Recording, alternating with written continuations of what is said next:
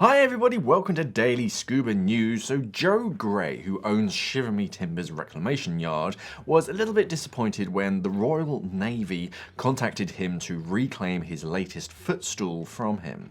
So Joe, as I just said, runs Shiver Me Timbers reclamation yard, a sort of vintage, sort of knick-knack, bits and bobs sort of joint with old signs and vintage furniture and stuff, is in Penzance in Cornwall, the kind of the southwest of the UK. And a couple of weeks ago, he received a message that something unusual had washed ashore after a recent storm. So Joe rushed out and recovered a battered sea mine.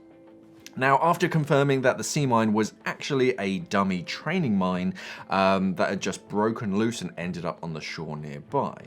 The mine itself is pretty beaten up, but you can tell where it used to be bright red, and as Joe explains, it would normally have inert stamped across it, which along with the red paint would tell anybody that it's not dangerous. But because it's been bashing up against rocks for quite a while now, most of the paint job has just broken off, so he was a little bit unsure.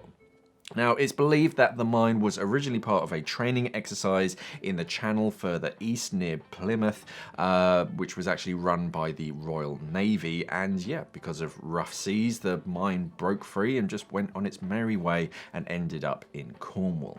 So after Joe found it, he double checked it with sort of Coast Guard and whatnot, that it actually wasn't dangerous, and then he just kind of rolled it home, basically, thinking about turning it into a coffee table or just what he could do with it, basically.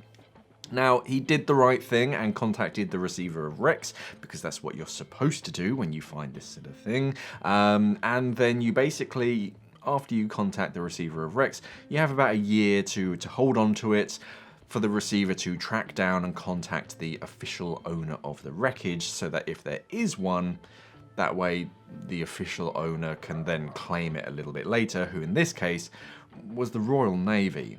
And for 2 weeks, Joe thought that he had the most awesome talking point of a footstool, and I think he even turned it into a coffee table at one point, but he then received a message that he was dreading. The Royal Navy wanted their toy back.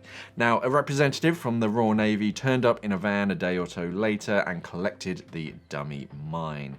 Disappointed, but not surprised, Joe is, of course, hoping to find another mine that one day that he can hopefully keep, and he's also hoping that the one they took from him, they hope they don't just chuck on a scrap pile or something, because, yeah, he can make far better use of it instead of just pulling it apart or throwing it in a scrapyard. Now, Joe recommends, though, that if you do find anything washed ashore, especially a meter-tall mine, be very careful and don't even go near it unless you're 100% sure that it is safe to do so. Joe does this kind of thing a lot of beach combing and bits and bobs, and he knows who to contact to check if things are safe. But if you ever find something like this, then it's best just to contact emergency services and let them handle it properly. It's only because this was a training mine that Joe was actually allowed to hold on to it for the brief period that he did, and believe me, it's not worth not contacting the receiver of wrecks and trying to keep it secret, because if someone ever does find out that you've recovered their wreckage, especially the Royal Navy, you can be in some pretty deep trouble. So it sucks to be Joe at the moment. He found something amazing and had it taken away from him. He had just a ton of offers from people online wanting to actually buy it off him as well. So he's not the only one who's interested in this kind of vintage well, it's not really vintage, but battered up sea mines.